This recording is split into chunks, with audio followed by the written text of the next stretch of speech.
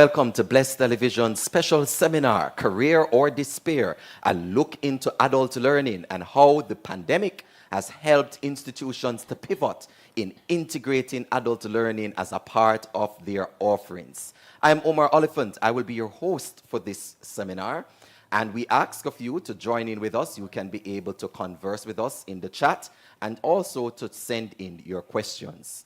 In the book, Education, Ellen G. White says, and I quote, "Higher than the highest human thought can reach is God's ideal for his children. Godliness, godlikeness, is the goal to be reached. Before the student, there is opened a path of continual progress, an object to achieve, a standard to attain that includes everything that's good, pure, and noble.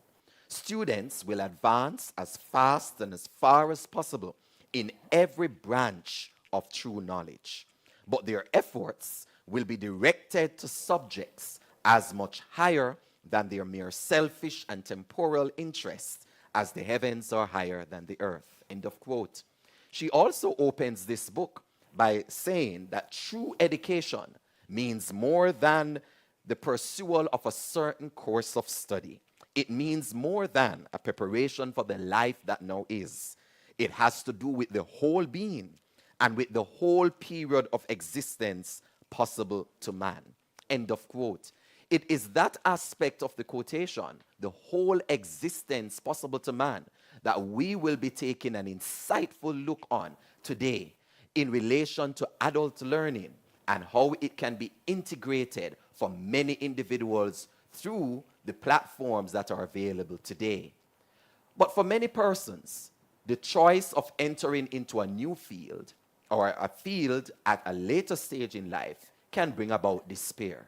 For one reason or the other, perhaps it's finances, lack of family support, the spouse, partner, perceptions, or even the influence of time. But whatever the reason, here we can find in our discussion today tidbits of hope for adult learners where they can now integrate themselves into the learning platforms that are available, not just the traditional school setting, but also in skills and training. To help us in our discussion, we have three experts in the field. The 24th president of the Northern Caribbean University, Dr. Lincoln Edwards. From the Heart NSTA Trust, Dr. Sim Hugh. And from the Jamaica Union Conference of Seventh-day Adventists, Dr. Roy Dennis. Welcome. Thank you. I trust and hope that you would have had a good overview of education, not just from the standpoint of youngsters, but also from the standpoint of adult learners. Dr. Edwards, share with us at Northern Caribbean University, what are some available tools or resources for adult learners that exist? Well, thank you, Pastor Oliphant, for that question. Well, Northern Caribbean University, from its very inception, has served as both the emblem and the engine to provide opportunities for persons who would like to further their careers. And so we have a variety of options. For example, one of the things we have done, the traditional entry requirement is 5 CSEC subjects or GC subjects, but now we have factored in the work that people have done, prior learning and the work that they have done. And so credit can be assigned to that as part of the entry requirement so that persons, even if they don't have the 5 subjects initially, they can use their experience to enter into Northern Caribbean University, and that gives them opportunities. Of course, we have the online capabilities that allow adult learners, other learners to really participate. And very importantly, we are into stackable credentials. So micro-credentialing is a big idea now that people are grabbing onto. So the idea is that you may want to do a degree in a particular area, and you can't leave your job to enter full-time into studies. So you can take a few courses while you're on the job, and those can be stacked over the years towards your degree. So you can stay on the job, take some courses, and allow time to just, and when you have achieved the relevant credits, then you will be awarded your degree. So this is a big thing that a lot of persons are now grabbing onto, and the schools are now creating these flexible learning pathways so that individuals can achieve their goals while they continue to work and care for their families. We're going to be touching on those a little bit later, but I like the insights that you have given so far, especially with the stackable credentials and the flexible arrangements for work and study. We're going to be looking on that because work and study has been known to be part of the feature of the Northern Caribbean University from its days of inception at West Indian Training College, coming down to West Indies College. We have another institution here represented by Dr. Shim Hugh, which is actually the Heart NSTA Trust. Correct. Has gone through a revolution over the last 3-4 years, is it? Yes, definitely 3 years. Yeah. 2019, we merged as an entity with the National Youth Service, the Jamaica Foundation for Lifelong Learning, and the Apprenticeship Board. And the mission of Heart is to facilitate and ensure the development of human capital. So whatever your age or stage, we promote skills pay the bills. Hey. And that is just the focus of what we do. So especially for persons who are of a particular age, we have workforce development. You could be on the job for years and not certified. We have prior learning assessment. We also pride ourselves on job qualifications. Employers have been telling us we want persons who are skilled in a particular area, because what does general construction mean? But I know a tiler, I know a welder, I know a mason. So we are able now to certify at those levels. So persons can feel empowered, persons can feel as if they're a part of the development of the nation. I'm going to be touching with you with the JFLL because Yes. that has been a feature of the Jamaican educational landscape that many times has not been given its due credit. Correct. Tell us about the JFLL, even though now it's under the umbrella of Heart NSTA, because we're focusing on adult learning. Bring our listeners and viewers into the realm. What is JFLL? What was its mission? What did it set out to accomplish? And how is Heart NSTA incorporating it in its mission?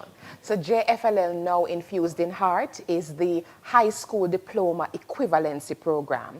And in other words, we see it as the adult education arm of Heart, focused primarily on numeracy and literacy of adults. Let me help you here just to make sure all of our viewers understand, because individuals of a particular age would have passed the high school Correct. age cohort, they will now be able to get the same learning post that time. Is that what you're saying? You are indeed correct. However, our training on the adult education is from 17 upwards. There's no limit to the upwards. So we have seen, however, quite a bit of adults who through their years would have put themselves on the back burner in order for their children to be able to be educated. They now want to be able to read their Bibles, learn how to read their Bibles, learn how to complete an application form for a driver's license. Yeah. And they come to us to be empowered. So we provide for them the different levels of training for numeracy, literacy, Yes. and CXCs. So the end result, hence the high school, is for them achieving 5 CXCs. And that has been a big push and a big win for the transformation of the nation. And I see you're referring to the Bible, and that is, of course, our Yes. book right here, That's right at right. IAPA Bookstore at 74 Constant Spring Road. And that brings me into someone who has served not just as a pastor, not just as an academic, but someone who is also in the field of counseling and psychology and understands the basics and the psychological impact of adult learning. Dr. Roy Dennis, share with us your experience. I know you're going to be drawing from your well, which is so diverse, but share with us your experience in terms of pastoral ministry as a director and also as a counseling psychologist. Your experience with individuals who are adult learners. Do you find that they're of a different ilk than those who are in the younger cohort, more matured? How do you find them? Let me start. Thank you, Mr. Moderator. Let me just start by saying that the benefits of preparation is clearly documented in our society. Uh, when a person is equipped, they are able to provide for themselves. They are able to provide for their families. They are more confident about themselves and the future. And so, and some persons might not achieve as early as others, but we normally say better late than never. Yes, Yeah, yes. so the church has offered a number of programs to assist persons who did not get it at their first try. And what we find is that this, maybe the question you ask is whether they're of a different ink. I wouldn't say that they're of a different ink. As a matter of fact, we have had programs for adults, and we find that persons who did not get the C-sec at their first try, sometimes they are even quicker out of the blocks Right. when they are more mature. Okay. For example, we have had the programs where persons would do 5 or 7 subjects within 1 year. And we had a similar program at the Sydenham Church, for instance. And there were individuals who were able to do 5, 7 C-sec subjects in 1 year, and they are successful at them. So persons are able to do well as they settle down in life if they're willing, if they want to achieve, if they're willing to learn. And so the church offers that opportunity for them to do well. We're so very happy when we hear about the church's integration of literacy and numeracy. And we recognize that that is an integral aspect of it. Dr. Shimhue, perhaps you are uniquely positioned because the Northern Caribbean University is an academic institution. Of course, Dr. Edwards will tell us that they do have practical elements inside. Yes. And the Pastor Dennis, Dr. Dennis will tell you that the church mainly focuses on the religious and spiritual aspect. But Heart NSTA is unique in the sense that its broad focus is on Correct. skills training. Correct. What do your demographic details tell you about adult learning? So first, I must say that there is a bridge. We are Yes. interlinked because in my region, Region 6, Spanish Town and St. Catherine, we have a very great relationship with Spanish Town SDA. They offer as a community training intervention, and we have partnered quite well with other religious entities to ensure that the nation, the landscape is transformed.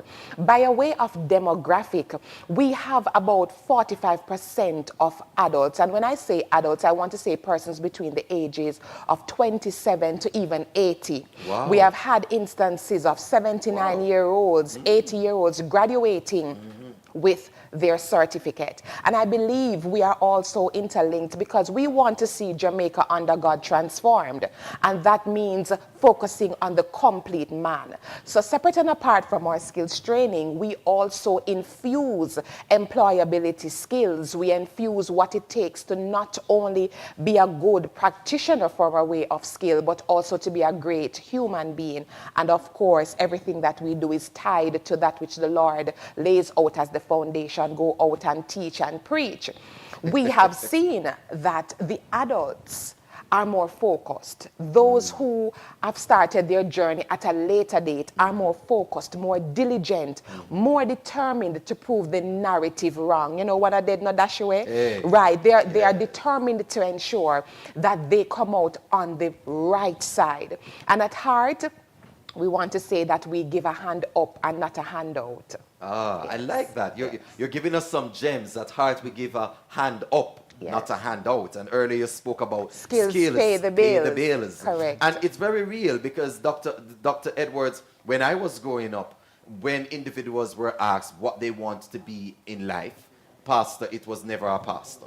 It was always something like being a lawyer and a doctor and a whatever have you. But now we're seeing society understanding that there's a shift in the paradigm, that learning is not just in relation to the intellectual in terms of IQ, but we are now seeing individuals coming in recognizing that the skills are important. The mechanic is even important. The hairdresser is even important as the teacher and the doctor. How is Northern Caribbean University helping in this shift of focus from just mere academic to skills training, as Dr. Shim Hugh has noted? Well, you know, as technology advances, you know, many traditional jobs will no longer exist in the future because artificial intelligence can do those jobs. And so people have to be aware of those, but there will always be the need for skills, you know, certain skill sets.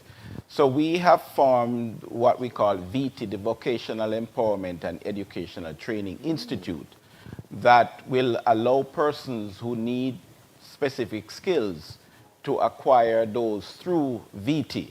And we have also had discussion with HEART to forge partnerships that will allow some of the training to take place that HEART normally does take place at NCU.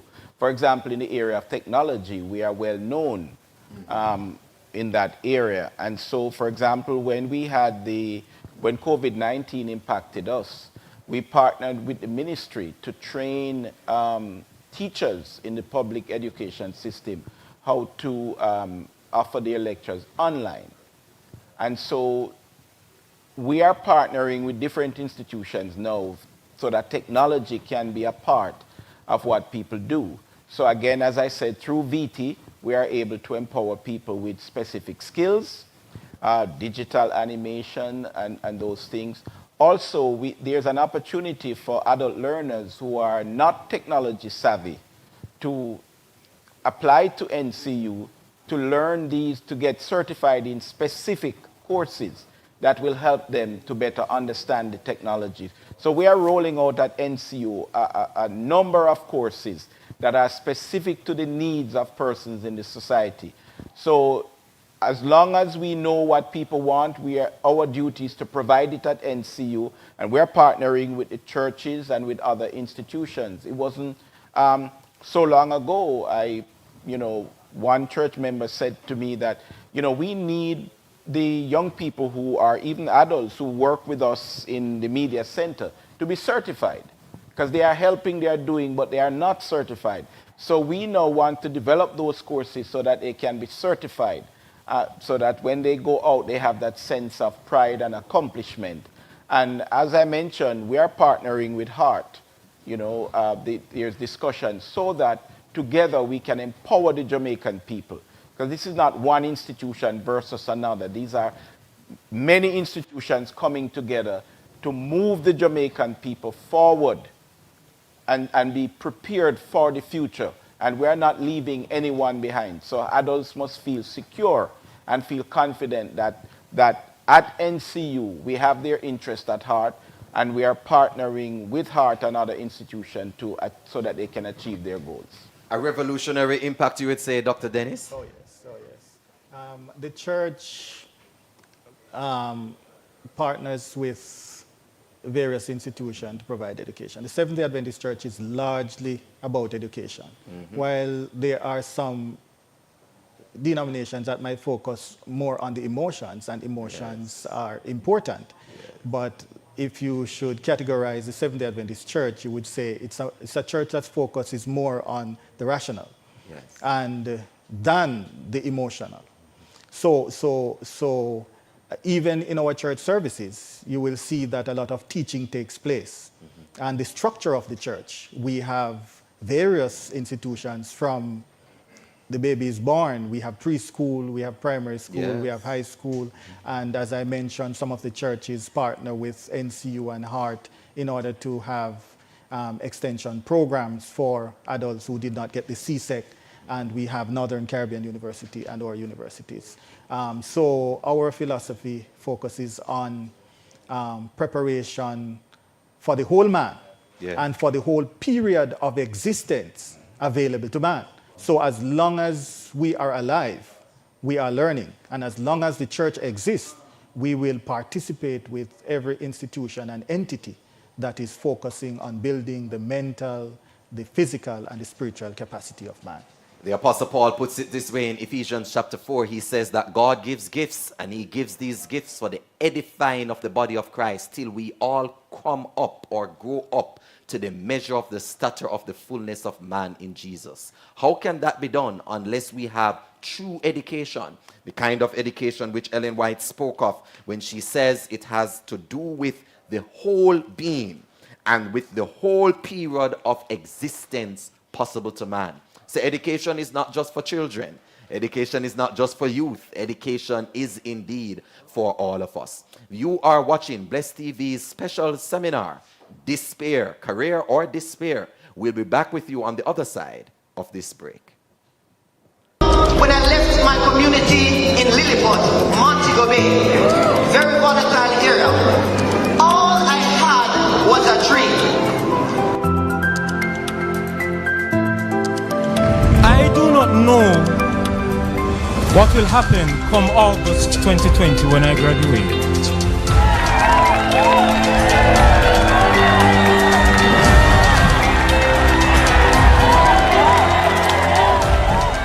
But from I stepped foot on this campus in spring 2016, God has been with me. Some of you will finish in 4 years like our time. Some of you will finish in 5 years, and some of you will be there. But listen, your story is your story. Own it, live it, breathe it. No one ever can tell your story. No one can struggle like you, and no one will bask in your success like you. When I started Northern Caribbean University, I did not know what to expect. I did not know who to contact. I did not know where to go. But all I needed to do, in my heart, I knew that I needed to do that, and that is to be there on the campus of Northern Caribbean University.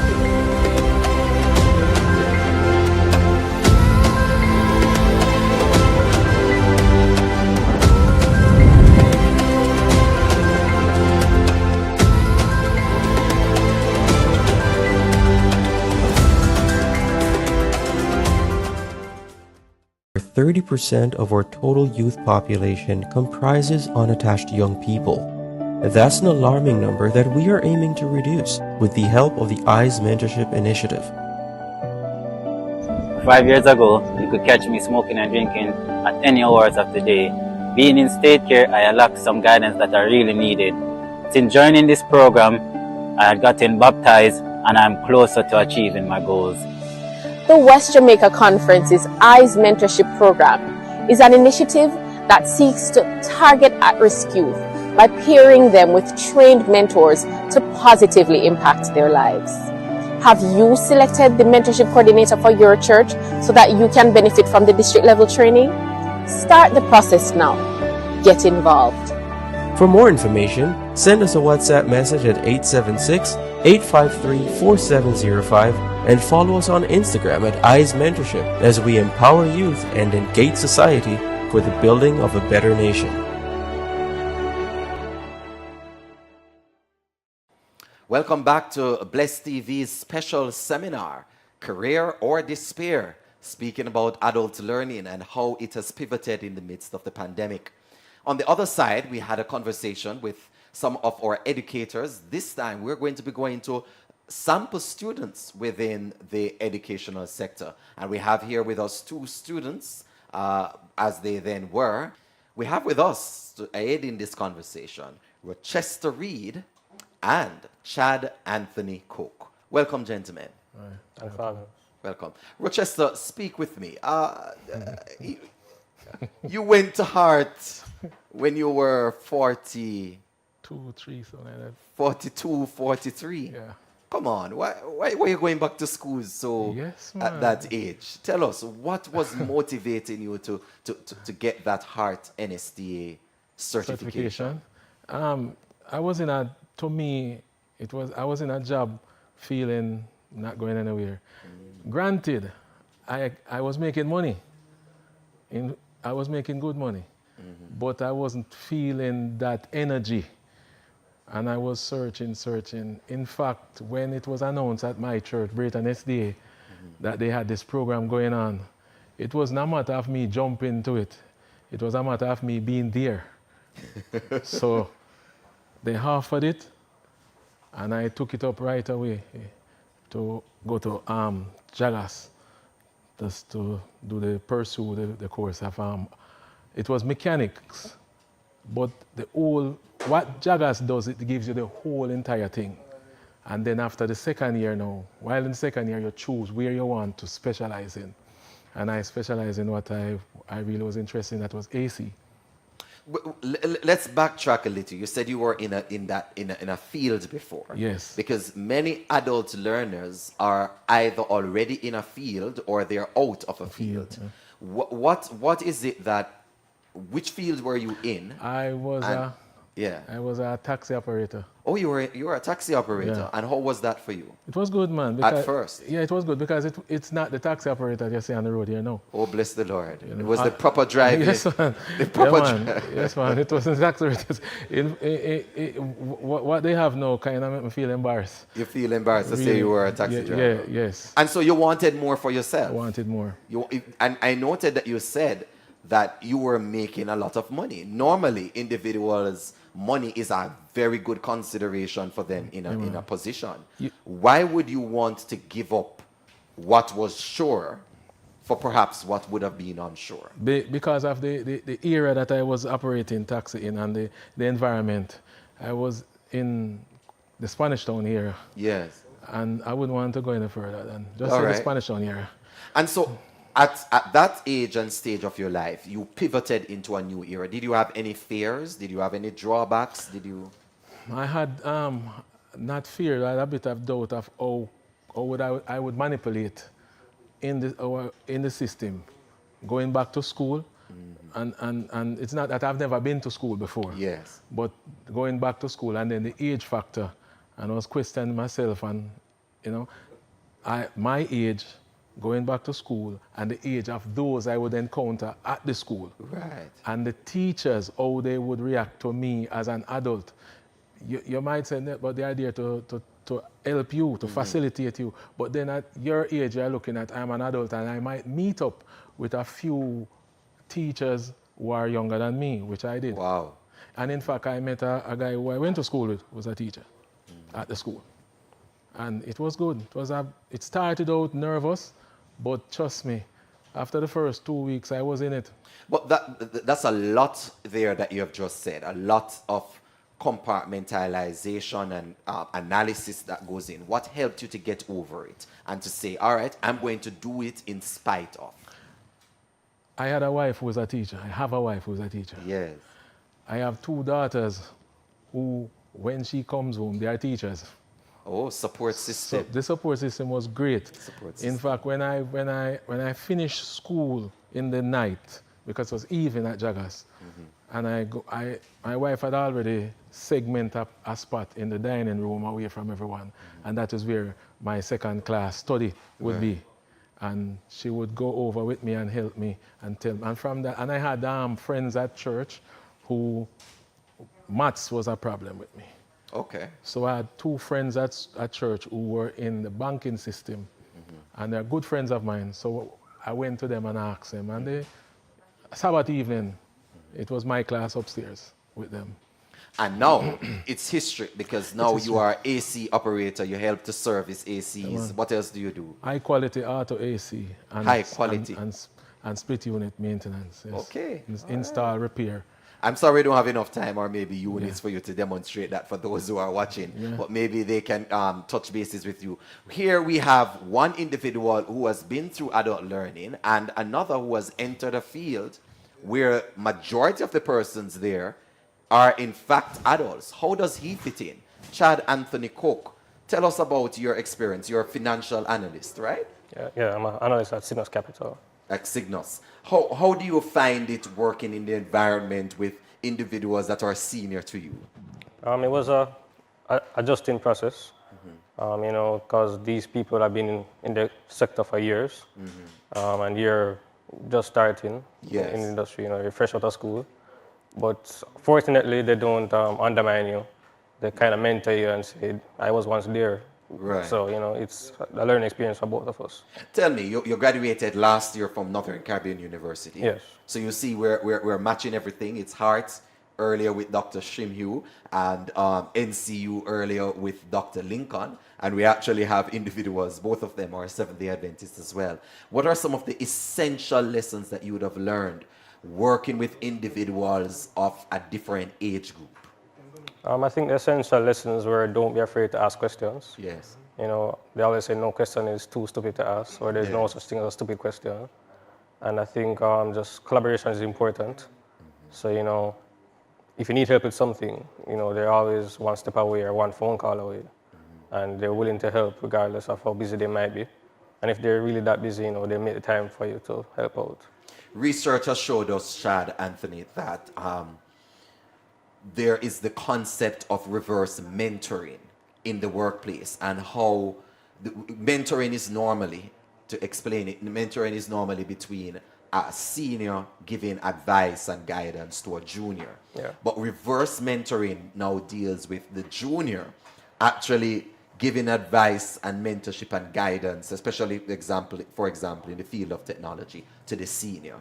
Yeah. Do you see that, even if it is not a formal aspect of the work center, do you see that as part of the relational dynamic at your workplace? Yeah, that does happen as well. Because as I said before, they teach you some stuff that you may not have learned during school, or you might not know. And I can also teach them stuff that, this is where the industry is going and this is what is happening.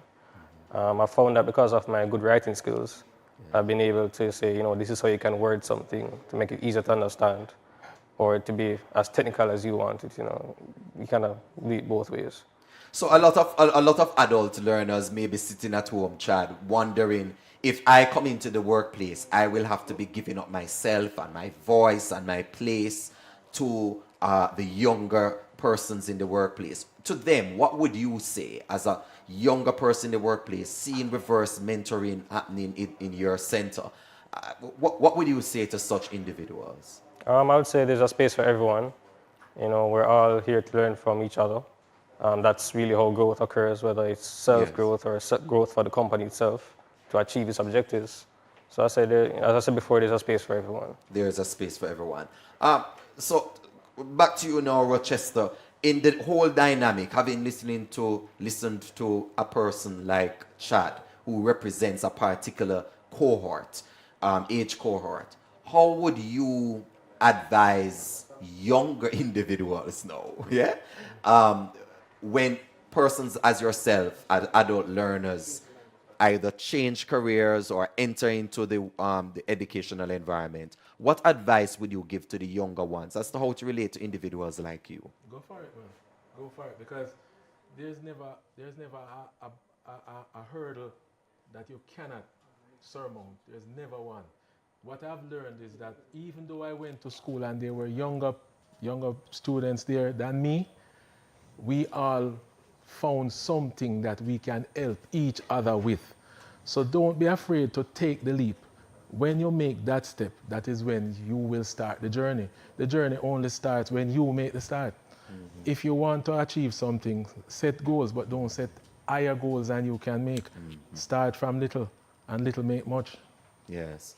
Earlier, Chad Anthony, Rochester would have said that one of the things he was afraid of, was coming into this space and having a younger person being in charge of him, that kind of thing. How do you see that kind of dynamic, the age difference in terms of leadership? Would what would be your consolation or word of hope to somebody who is listening and they're saying, who at my age and stage, me can't take no young boy come, tell me how to run the show? What would be your response to that kind of thinking? I think having a younger person in charge of you is always an interesting dynamic, because the first you're thinking of is the age difference. But at the end of the day, you're working to get something done. That's right. So, either way, it doesn't really matter how old or how young the person is. You're trying to get something done. And as you said with the reverse mentorship earlier, it can happen both ways. I myself am grateful for the mentorship I've received so far at the company I'm working for. So, yeah. Yeah, sounds like a plan. So tell me, Rochester, you started school at 42, you're now 61 years old. Yes. Well, not started school, you re-entered, Yes. and you know, found a new career path at that age. Tell us, you have plans to go any further? Yes, man, I took up art at this. I need to be more prominent in the electrical fields. So I enrolled in art, and they wanted 25. That is the thing that is hurting us. They wanted 25 students, and up until now, that space cannot be filled for them to call me in to start that. They don't get the 25 people. Okay. And it's free. It's free.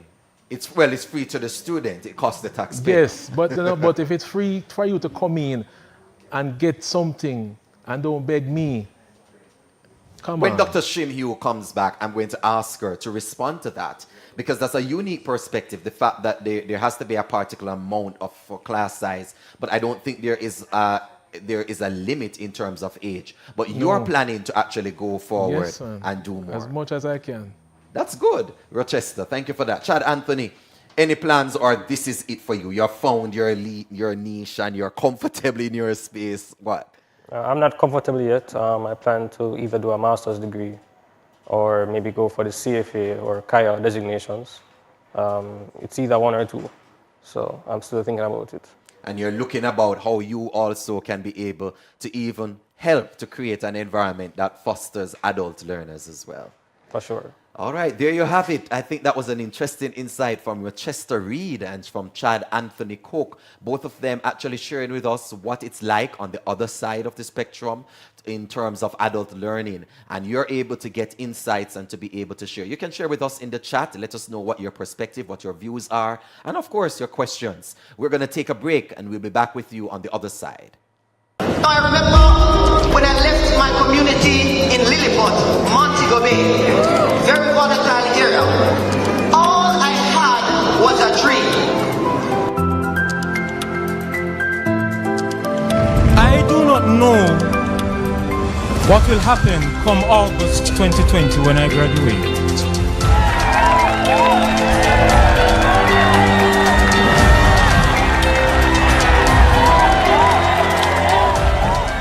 But from I stepped foot on this campus in spring 2016, God has been with me. Some of you will finish in 4 years like our time. Some of you will finish in 5 years, and some of you will be like me.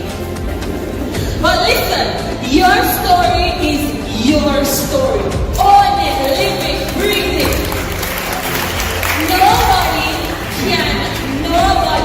No one ever can tell your story.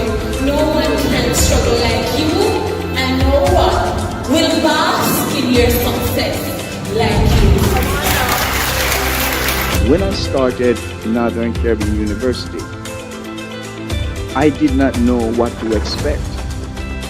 I did not know who to contact.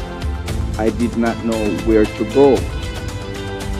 But all I needed to do, in my heart, I knew that I needed to do that, and that is to be there on the campus of Northern Caribbean University.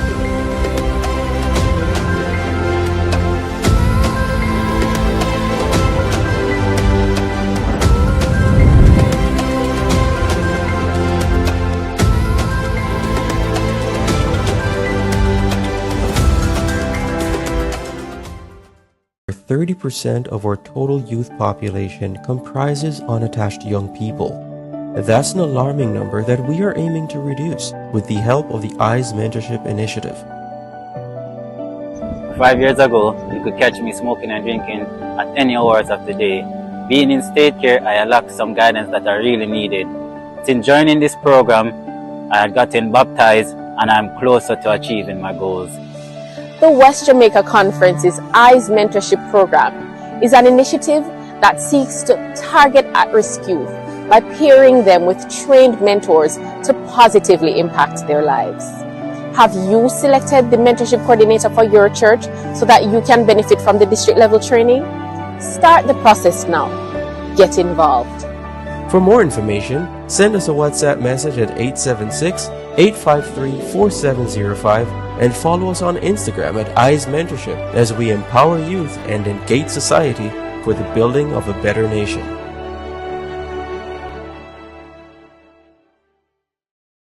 Welcome back to Bless TV's special seminar, Career or Despair. Yes, this is Bless TV. Catch the vision and join the mission. And we've been having an interesting conversation relating to adult learning. If you're just joining us, then we hope you'll be able to catch the earlier part of it. But this segment, we'll be speaking with Othniel and also with Gabriel. Othniel Blair and Gabriel Francis. Welcome to our discussion. Thank you. Thank you very much. How are you both? I'm blessed. Yes. Okay. Gabriel, you're a student at the Norman Law School. the Norman Manley Law School. And Othniel, you are A student at the University of Technology, but working-wise, I'm a JUTC bus driver. a JUTC bus driver. So let's go right to it with you, Othniel. Your experience is that you do have a daughter, and something happened while bringing her to evening classes. You got jealous. Well, it is, I wouldn't say jealous, but more sort of motivation for her and that support. Yes. Because as a person, enforcing education in the home, because apart from her, I have two other children. So a part of the motivation her was to sit with her in class. And after a few days, sitting with her, and, we were doing it at the 10th City SDA, and there was a lot of books, and I just decided one day that I would just sign up myself and just to give that extra support, and the rest is... So you were doing your fatherly duties. Yes. And taking her to classes, class. evening classes at 10 City. And while waiting on her, you decide to engage yourself with books, which is wonderful. Yeah. IRPA loves that, by Yes. the way. And while doing that, you got motivated. You said, let's just do this. What yeah. did you decide to do? Well, CXC subjects at first. Okay. Yeah, maths and English. And it was a 2-year course they were offering to do it. But I purposed that I only had one, because my daughter only had 1 year, because she was also preparing for CSEC. Oh. So I wanted both of us to have that, timely Yes. accomplishment. Yes. Yes, I decided to do both subjects in 1 year instead of the 2. And you did? And I did. And you passed? And I passed them both. And what happened after? I get extra motivated and decide to go for some more. So you and your daughter sat the same exams? The same exams. And what was it like, father and daughter, getting the results, and, what was it like? It was a bittersweet moment, because I could celebrate, but she couldn't celebrate the way, because she had failed one of the... Okay. Yeah, but that didn't stop, because just to have me there, that was her kind of motivation for her. And so you and her went to the exam room together? No, we didn't went to this exam room together, because I did it privately. But she did it. She was attending Waterford High School at the time. I understand. But we had the same teacher, English teachers and maths teacher at 10 City. But it must have been something very heartwarming to actually go through the exams, even though you're at different center. You will be able to go through after with her and talk it over with her and even study. Yes, man, most definitely. So in the evenings, we'd go through the past papers together. We'll help each other, quizzing each other and so forth. And, interesting. Yeah. That's very interesting. And then you moved on and you did what? I moved on, then I did HSB, Human and Social Development, Biology and Social Studies. And I passed those. So I was thinking higher level now. I was thinking university. And your boss now. Yeah. I was thinking that I was on top of the world now. Yes, big leagues now. Yes, I decided to make small steps to reach a mountain. So I was told that I needed 5. But I was thinking about my age. How old were you at that time? 44. You were 44 at that time? 44, yeah. Wow, look at that. Yeah. Yes. Yeah. And so you thought about the age, and then what happened after? Well, I still pushed myself, because I wasn't doing it for myself. I was doing it for my children. because as a peer, as a father, education is enforced in the home. And so to enforce, I wanted to be the best example for them, not only in speech, but in deeds. But that's powerful because that's very powerful. Normally, parents will set the example by ensuring they get the education, make the provision for the child. But here you're saying you wanted the example not just to be about you sending your child to school, but also about you yourself having demonstrated success in schooling. Most definitely. Yeah. Yeah. And today, you are enrolled. Yes. Where are you studying now? UTech. What are you doing at UTech? Child and Adolescent Development. And you're still a JUTC driver? And I'm still a JUTC bus driver. How do you balance the time? Because that's an interesting part for adult learners. I could say it happened at I could say a good time, yes. COVID time. Okay. Yeah, because to balance going back and forth from Portmore to UTech and work, it wouldn't be easy for me at first. So the online class came in, and even though I wasn't prepared for it, but I made the best of it. Yes. Yeah. So the online, because of it being online, it helped you. It helped me. And with your timing with work. And of course, the finances, how that works out. Wow. So many of you are at school. Well, as a sole provider, for a family of 6, that was a decision that was made from going to the... Family of 6, you family said? of 6. My wife... You mean SIX? SIX. And I was the sole provider. You need to slow down there. Some people are watching and say, what did he just say? Yeah, well, I was the only one working because other children were going to school. My wife wasn't employed at the time. Right.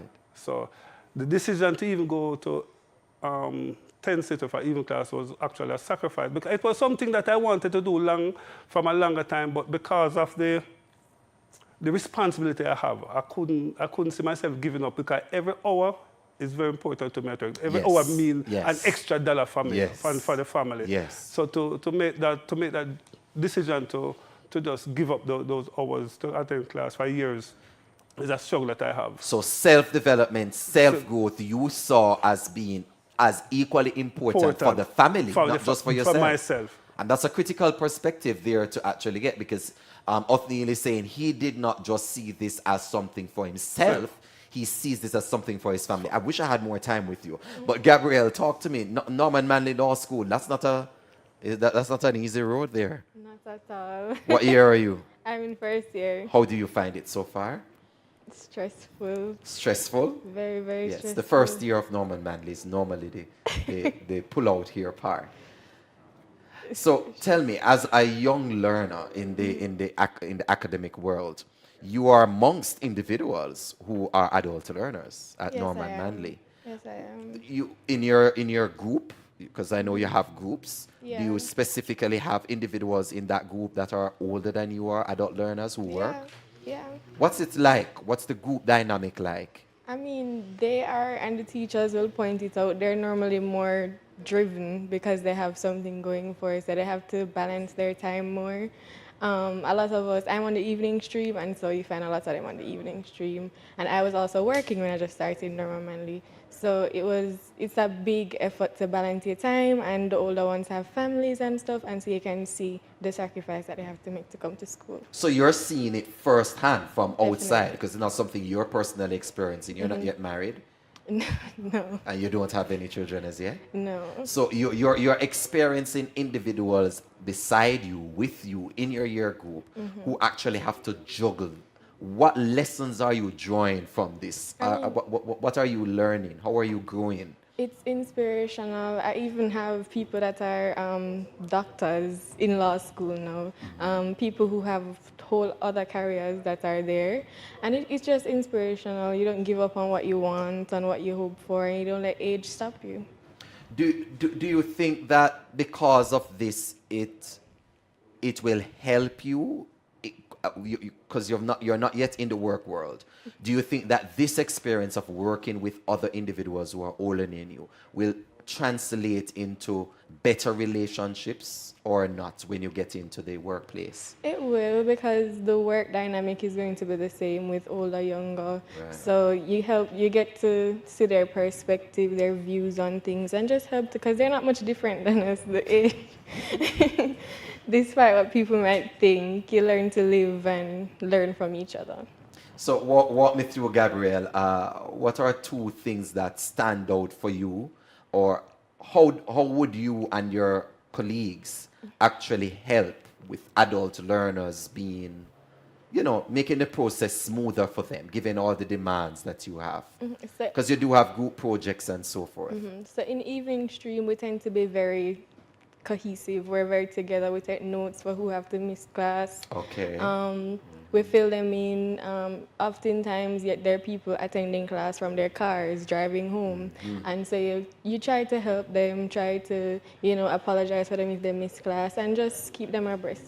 I like that, because the study of law is so time consuming. It sucks you up, really. And for them to actually have this major aspect of their lives together with their family, professional lives, and having you as younger learners as support system, I think that's a very good thing to continue. Definitely. And it will help you later on. You plan on doing further studies, or after law, you don't want to do any more reading? I don't have it in mind right now, but I'll see. Yes, because law really takes up a lot. Yes. It does. Yes. So talk to me now, Sir Blair. Yes. The Seventh-day Adventist Church's role in all of this. How do you see, has your perspective of ministry and the mission of the church changed because of the impact of these programs at Tent City and Waterford? I wouldn't say changed, but more enforced. Okay. I always believe in the mission of the church with education. Yes. And but it just was more enforced because of, previously I asked a question about financing. I must say thanks to the church family, individuals and the church at Brayton and a whole for their support. And also Central Conference, the WHEEL program, they also help with finances in me going to make it possible for me to, to accomplish my dreams. Gabrielle, I see you nodding your head there while Updeal was speaking, because it seemed like it's resonating with you, the church's role. Is that so? Yeah, I definitely receive financial and emotional support from my church family. The emotional. Talk to me about that, because I'm going to be having the final segment with Dr. Roy Dennis, Dr. Shim Hugh, and Dr. Lincoln Edwards. And I want us to focus on a lot of the points that you would have brought out. How has the church helped you emotionally? Because many times we speak about the church and it's about Bible study and prayer, and I'm not negating those things are important, but the emotional aspect is not always heard of. I mean, they're not necessarily mutually exclusive either, because prayer is emotional support. So when things get hard and almost impossible, sometimes you don't know what to think about. And I mean, my mother, she's a praying mother, and she's also a supportive mother, and she also has prayer groups and just groups of friends at church. And they're always there to motivate you, and just seeing people at church and even hearing "I'm proud of you" and stuff like that, that's really nice to hear. The work of the church is not just in terms of the pulpit and not just in terms of the ministries and the department, but also being seen through academic learning, through skills training, and through the emotional help and support that is given to adult learners, lifelong learners. It is a part of what Ellen White speaks of in the book Education, when she speaks and she says it has to do with the whole being and with the whole period of existence possible to man. When we return on the other side, we're going to be having our final segment with Dr. Lincoln Edwards, the president of the Northern Caribbean University, Dr. Shim Hugh from the Heart NSTA Trust, and also Dr. Roy Dennis from the Jamaica Union Conference of Seventh-day Adventists. This is Bless TV special seminar, A Career or Despair. We'll be back with you on the other side. When I left my community in Lilliput, Montego Bay, very volatile area, all I had was a dream. I do not know what will happen come August 2020 when I graduate.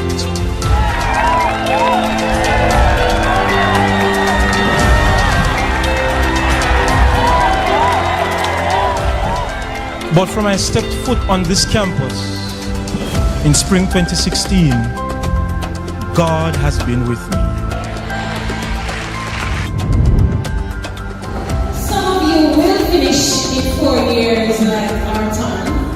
Some of you will finish in 5 years, and some of you will be like me. But listen, your story is your story.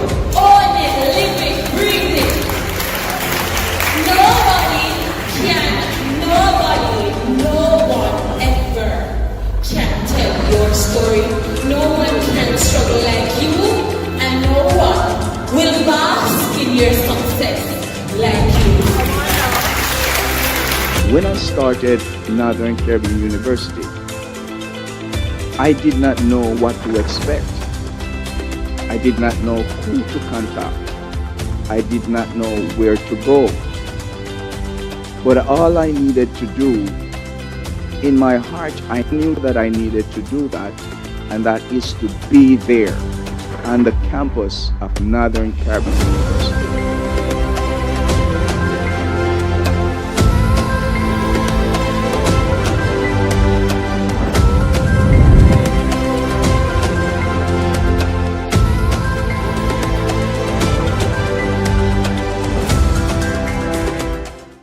30% of our total youth population comprises unattached young people. That's an alarming number that we are aiming to reduce with the help of the EYES Mentorship Initiative. 5 years ago, you could catch me smoking and drinking at any hours of the day. Being in state care, I lacked some guidance that I really needed. Since joining this program, I had gotten baptized and I'm closer to achieving my goals. The West Jamaica Conference's EYES Mentorship Program is an initiative that seeks to target at-risk youth by pairing them with trained mentors to positively impact their lives. Have you selected the mentorship coordinator for your church so that you can benefit from the district level training?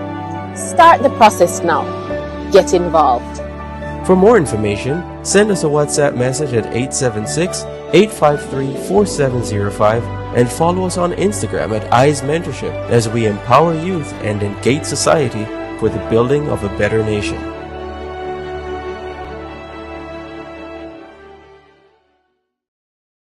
Welcome back, and thank you so very much for your comments. Thank you for your questions. Thank you for your involvement in this seminar put on by the Blessed TV, Career or Despair. And I can tell you, the conversations really have been insightful. So our primary panel with our experts are back, and they are going to be sharing with us today putting some of the pieces together. We're going to be looking on the issue relating to the fear factor that was brought into the interview with Rochester.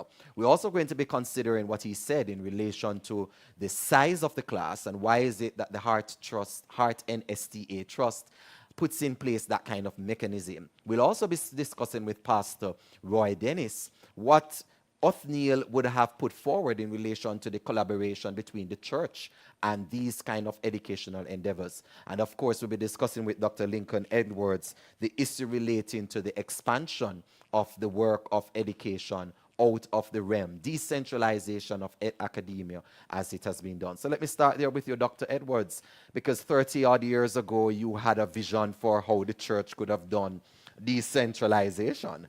Tell us a little about that. Yes, I saw that there was tremendous potential because the church has so much real estate, often closed several days of the week. And I said, why not let's use that to teach persons, so that they can have skills or get the academic credentials. The idea wasn't fashionable at the time. This is in the early 80s. So I went back to my little church in Jones Avenue, and I started to teach maths and chemistry on a Sunday evening and on a Wednesday evening. And these were 2 hours before the services. And the idea was an evangelistic tool, because the community people would come to class, and then right after class, it's time for Wednesday night or Sunday night meeting, so it would be easy for them to stay. And as their teacher, if I invite them, it's harder to say no to your teacher. So that was how we did it, and we had students who passed their subjects, many who struggled with maths in the traditional schools. That was where they passed their maths and their chemistry, and those were the subjects I taught in high school in later years. I was a student at the University of the West Indies at the time, but I gave up my time so that people could benefit from that. So I knew the potential from long ago. So at the Northern Caribbean University now, we have our students who go out and assist students in homework, with their homework so that they can do well. And of course, we have the online learning that people can sign up for and pursue their dreams. So there are many opportunities. And with respect to that age difference, I started dental school when I was 45 years of age, so I know about that. I was teaching pharmacology to the medical students and the dental student at Loma Linda, and I had a lab because I had a grant from the National Institute of Health, so I had to manage my lab, manage the funds they gave me, and I had a graduate student and a postdoctoral fellow to manage. So I was in class with the very students I was teaching. So let's say it's periodontics. We're all sitting there, all 100 of us, taking periodontics. Then when it's time for pharmacology, I would get up and assume my role as a teacher, taught them what they needed to know in pharmacology, and then resume my role as a student. You didn't have any issues doing that? Oh, I loved it. The energy of those young people carried me along. I was their teacher. They wanted to see me succeed. And as someone mentioned before, there's always something you can trade off with people in a group. So I dealt with their emotional issues. So when they had challenges, I was the person they came to. I would listen to them. And so we formed quite a bond. And I had insights about students that I would not have had I not been in that class. I learned a lot about students, sitting in class with them and experiencing that. And I had a family, a wife and 3 children, but you learn to balance these things and to make, to prioritize and to achieve your goals. But as Gabriel noted, and it's something that the studies have in fact shown, that persons who come to the classroom or the educational environment at an adult age, that because of their focus, because of what they have sometimes to deal with, they come in with a greater sense of direction and clarity and motivation to get it right. Yes. And so it's very important that even for individuals who are watching, that we understand that starting learning at any stage outside of the normal block is not something that puts you behind. It's something that actually can propel you forward. And the young people are your friends. They are there to help you. They want to help because they see their parents in you. Is it that Northern Caribbean University would consider, for example, in its marketing and advertising, to change the way or the image or the face of the advertising to also include persons who are of adult learning years? Because majority of the flyers are really geared towards the younger cohort.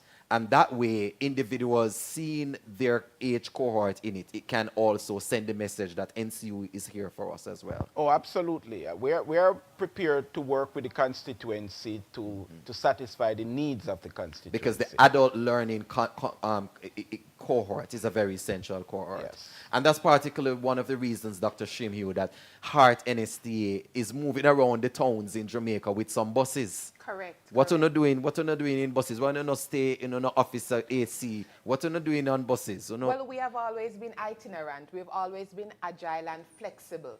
Hence the reason why we have close to 100 community training interventions supporting the mighty move of heart for nation building. Including Seventh-day Adventist churches. Including, most definitely. And we have continued to pivot based on the partnership. It's about collaboration and not competition. And we've proven that in every facet of what it is that we're called to do. Rochester earlier spoke about the fact, though, that, 25 per, he's waiting, and you listened to his story. I did. And how he has just slowly been integrating. He's so excited about learning, and he's ready to go to the next level. But here comes Heart NSTA, holding him back. Need 25 persons for a class. I want to dispel that myth. that we are not at all. In fact, we are a bridge over troubled waters. So we are about facilitation. The truth is the cost-benefit analysis requires that we have a particular number of persons in a group. We are also labor market driven. And because we realize that a lot of persons may not even be aware about the programs, that's why you've seen us on the road in every social media promoting and so on. There are also other strategies that can be used for him to be certified. And we had some discussions before, but by way of information, prior learning assessment is one. We can come into his workplace as well and have him certified in that space in order for him to be able to achieve another stackable credential. But we do promote having a particular class size. We think about return on investment. We think about the 3% contributors and the fact that there is a cost associated with training. Yeah, but that's borne by taxpayers. You and I can have the conversation about that afterwards. Most definitely. But Dr. Shimiu, I want, if somebody is listening and someone is saying, listen, I have spent 20, 30 years in my field. Correct. I don't need to go and get certified.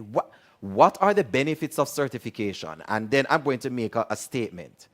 Excellent. So without a certificate, you don't have a chance. And there may be opportunities that come up that you're able to capitalize on. Plus, we heard Rochester mention that by going to classes with his child, he became motivated. Sometimes it's about achieving a dream.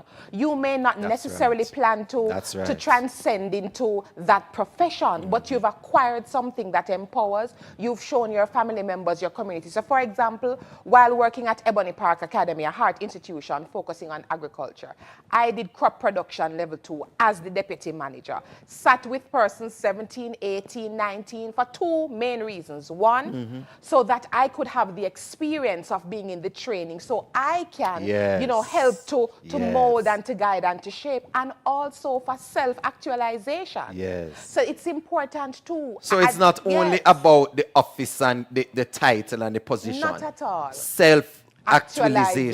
Correct. You know, and I want to plug this in for those of us who are in the other cohorts. Let me tell you, when you get a heart, she's not going to say it, but I can say, when you get a heart NSTA certificate, you're getting money.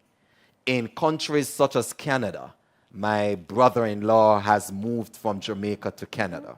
And I wish I could tell you, Dr. Dennis, the massive stride that he has been making, not just in his family life, but also in terms of finances, by virtue of his heart NSTA certificate. He doesn't have a bachelor's like me. He has a heart certificate.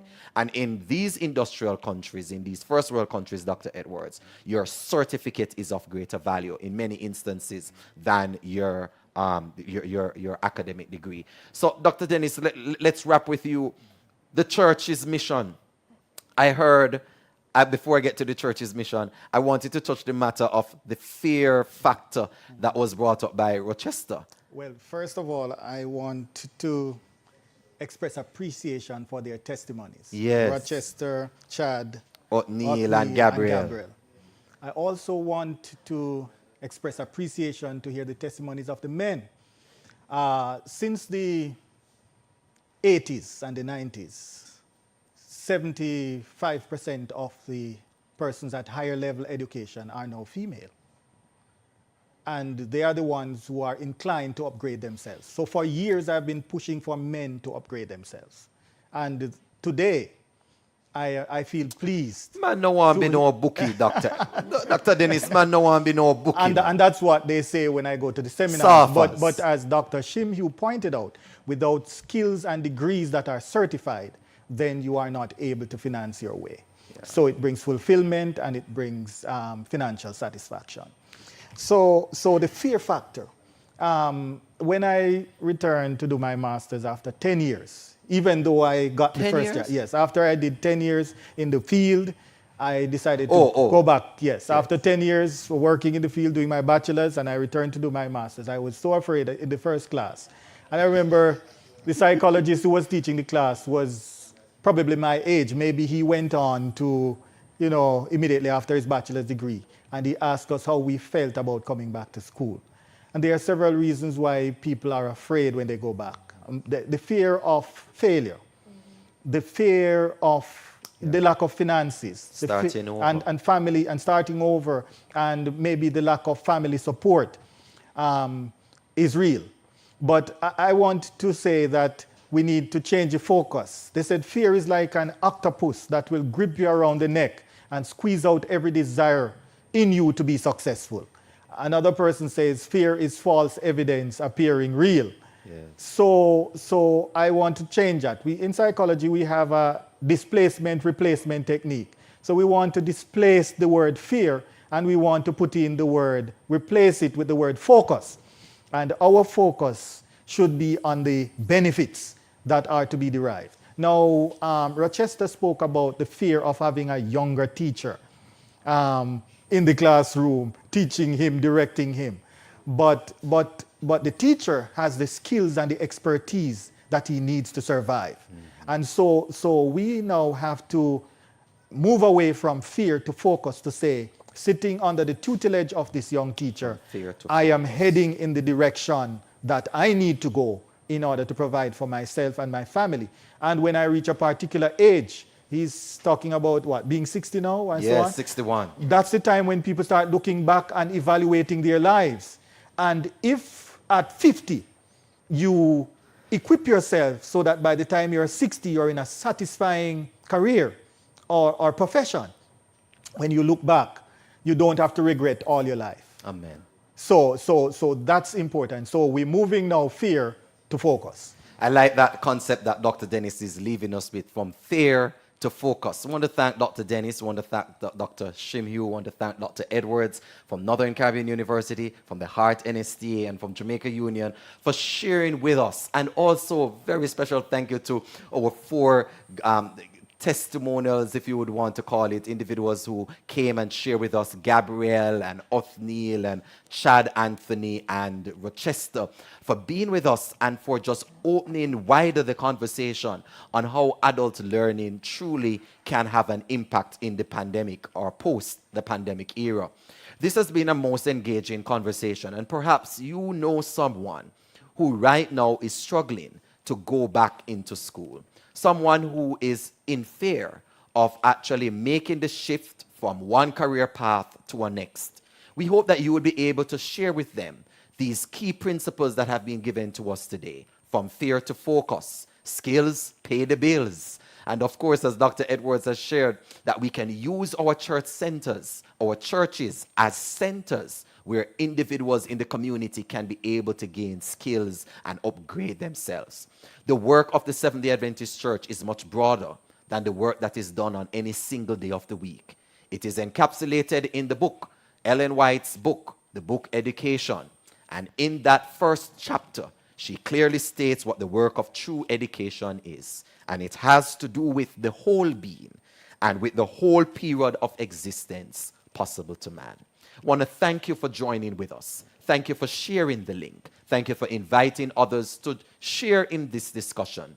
And on behalf of all of us here at Bless TV, we want to say thanks to you for joining, and also thanks to our partners, namely the Jamaica Union Conference of Seventh-day Adventists, Leroy Condupa, Peter Ponal, Hose Assembly and Supplies, Carlene Llewellyn, and of course, the IADPA bookstore, where this recording was done at 74 Constant Spring Road. Until next time, I am Omar ZD Oliphant. Walk good.